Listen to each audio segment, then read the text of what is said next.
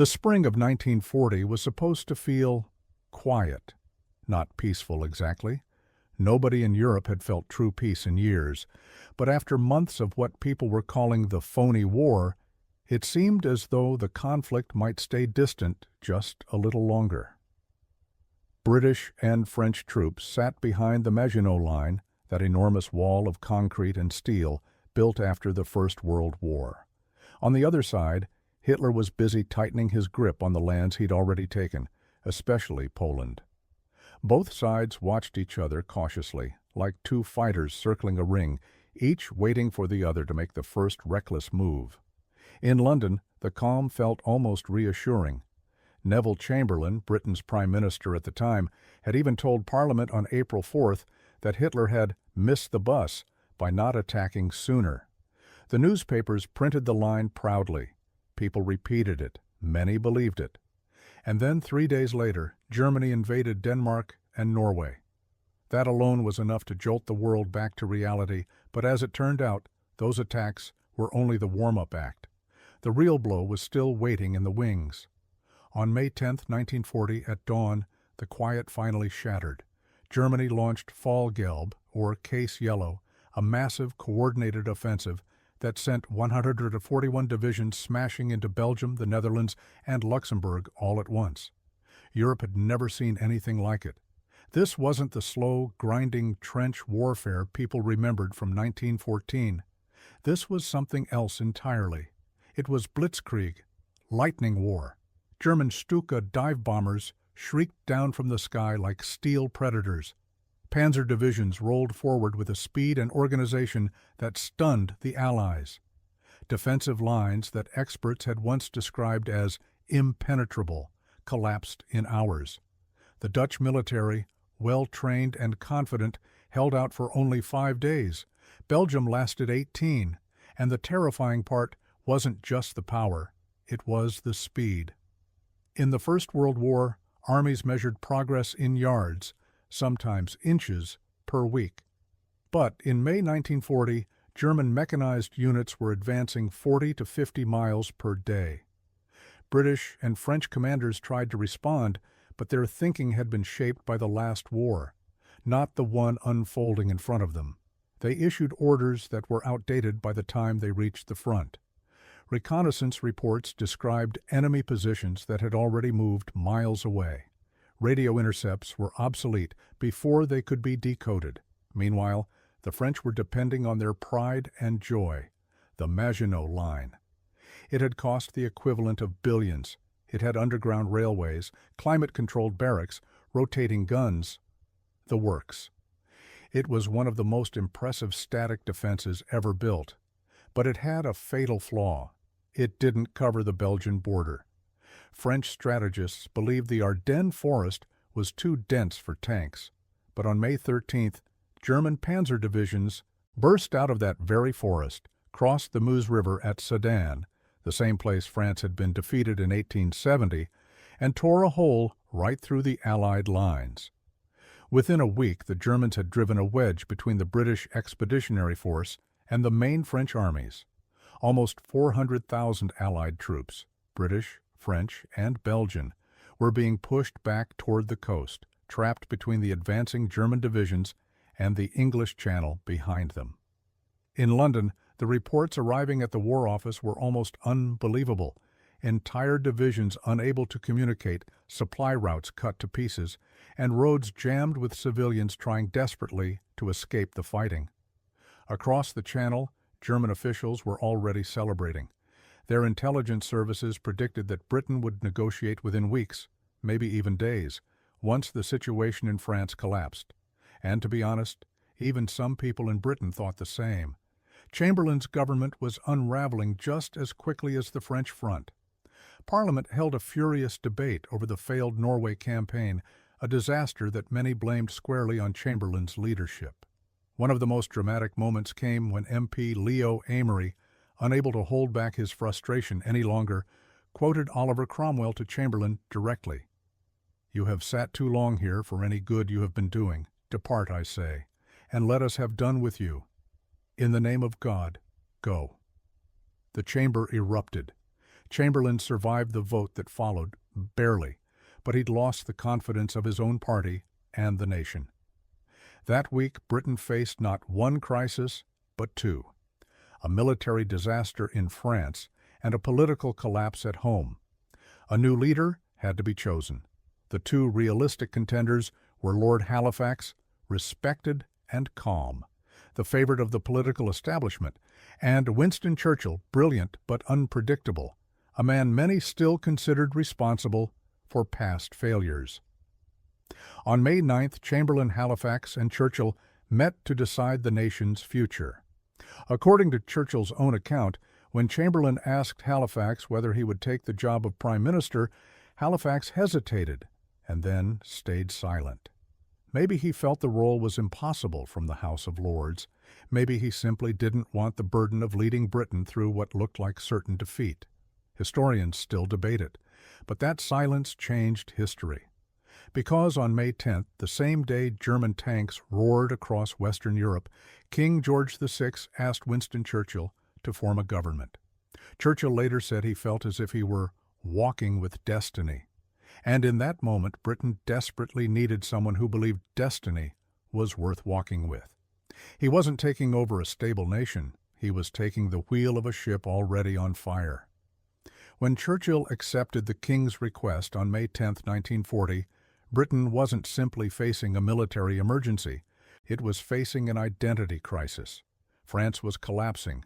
The British Army was at risk of being cut off on the continent, and many in government believed the war had already been lost. Churchill had been preparing his whole life to lead during a moment like this. But the truth was harsh. Almost nobody believed Britain could stand against Germany alone. From the moment he stepped into Downing Street, Churchill moved with purpose. He knew he couldn't lead a divided nation, so the first thing he did was form a coalition government, a war cabinet that blended conservatives, labor, and liberals. Instead of surrounding himself with loyalists, he surrounded himself with people he believed the country needed. He kept Chamberlain close, not out of sentiment, but because Chamberlain still had influence among conservative MPs. He brought in Clement Attlee, the labor leader, to show the working class that they were part of this fight. He appointed Ernest Bevin, a powerful trade union figure, to oversee labor and manpower. And he kept Lord Halifax as Foreign Secretary, a practical move, but also a complicated one, because Halifax didn't share Churchill's determination to fight to the last. Churchill wasn't building a political team, he was building a national one. Meanwhile, the situation across the Channel was going from bad to catastrophic. France was being carved apart. Belgian defenses were falling one after another. The Dutch Queen had already fled to London. French commanders were sending desperate messages that German breakthroughs were happening faster than they could react to them. Everyone was asking the same question quietly but fearfully: what happens when France falls and Britain stands alone? For many, the answer felt obvious. You negotiate before it's too late. You try to save the country from destruction. You take whatever terms Germany offers and hope you can preserve some piece of independence. At least, that's what Lord Halifax believed. This set the stage for one of the most important arguments in modern history, not fought with tanks or planes, but around the table in Britain's small, cramped war rooms. While German divisions tore through France, Churchill and Halifax were fighting for Britain's future in London. The War Cabinet debate begins.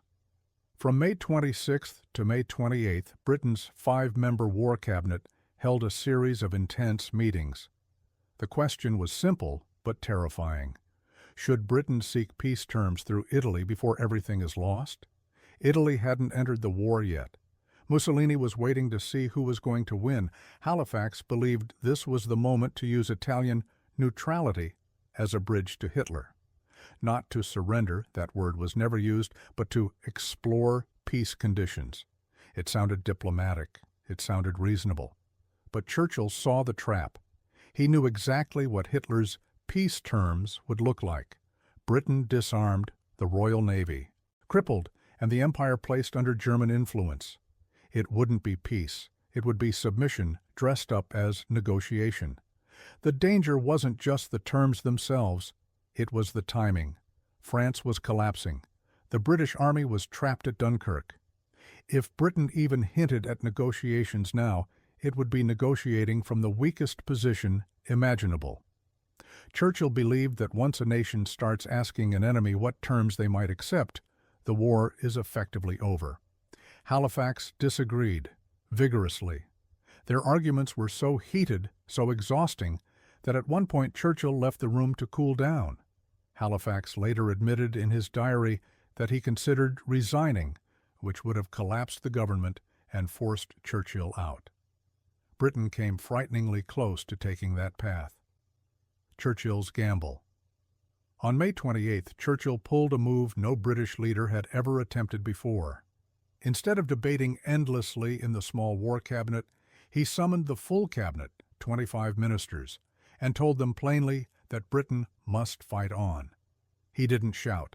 He didn't make promises he couldn't keep. He simply laid out the choice: fight and maybe survive, or negotiate and certainly lose everything. According to those who were there, the reaction was explosive. Ministers cheered, they banged on the table. Some even rushed toward Churchill to shake his hand. It wasn't political excitement. It was relief. They had something to believe in again. And just like that, the debate ended. Halifax couldn't push for negotiations anymore. Chamberlain, worn down by illness and stress, stopped wavering. The cabinet stood behind Churchill. Britain's fate was sealed. It would fight on, no matter the odds. The public had no idea any of this was happening. Newspapers were focused on the situation in France. Parliament wasn't told. Even Germany didn't know how close Britain had come to opening peace talks. But behind closed doors, Britain had chosen the path that would shape the rest of the war, and, in many ways, the world that came after it. Winston Churchill had been Prime Minister for only a few hours when he walked into the Commons on May 13, 1940, to deliver his first speech as leader. The room was packed. MPs squeezed shoulder to shoulder, journalists filled every spare corner, and the public gallery hummed with expectation. People weren't looking for elegance or reassurance. They wanted honesty. They wanted to know what was happening. They wanted to know if Britain had a chance. Churchill didn't waste time. He stood up, looked across the chamber, and delivered one of the most famous opening lines in political history. "I have nothing to offer but blood, toil, tears, and sweat." It wasn't poetic comfort. It was a warning, a contract, and a challenge all at once. Churchill wasn't promising victory. He was promising effort, and the hardest fight Britain had ever known. Then he laid out his policy in a single sentence. "You ask, what is our aim? I can answer in one word: victory." The speech stunned the House, not because of its style. Churchill had given far more dazzling speeches in his life, but because of its clarity. It cut through confusion, fear, and political chaos and replaced them with purpose. The country suddenly had a direction. But while Parliament applauded, the military situation was only getting worse. The German advance becomes a catastrophe by mid-May. The German breakthrough in France was accelerating. The French army, still powerful on paper, now found itself fighting a modern mobile war with outdated communications and slow-moving infantry. Commanders gave orders to positions that had already been overrun. Units retreated without authorization because they had no idea where the enemy was. Reports reaching Churchill were terrifying. Entire divisions were evaporating. French morale was collapsing, and German armored spearheads were slicing their way to the coast. The British Expeditionary Force, nearly 300,000 troops, was on the verge of being surrounded. Churchill understood the implications immediately. If those men were lost, the bulk of Britain's trained army, the war would be over before it truly began. This was the pressure building behind Churchill's next major speech, a voice for the storm. On May 19th, with France collapsing and the shadow of invasion falling over Britain, Churchill addressed the nation through the BBC. Radio was the heartbeat of communication in 1940. Every home had one. Entire families gathered around them as if around a campfire, listening for guidance. This wasn't Parliament now. This was the British people. Churchill began slowly, recounting the dire situation without sugar-coating anything. He spoke about the suddenness of the German advance, the colossal military disaster unfolding in France, and the gathering storm that seemed ready to strike Britain next. But then he shifted, subtly but powerfully, from describing the crisis to preparing the country to endure it. We must all be very much on our guard against defeatism. If necessary, for years, if necessary, alone. These weren't just lines for broadcast. They were seeds Churchill was planting in the national mind. He knew the coming weeks would test Britain like nothing before. He needed people to believe, not in an easy victory, but in their own endurance. And as the speech reached its conclusion, he delivered the line that would echo through history. "I have thought it right to give you the truth, rough and hard, but we shall fight on, and we shall never surrender." What Churchill didn't say, what the public didn't know, was that at this very moment Churchill's own war cabinet was split over whether Britain should try to negotiate peace. That secret political battle would erupt into full crisis within a week.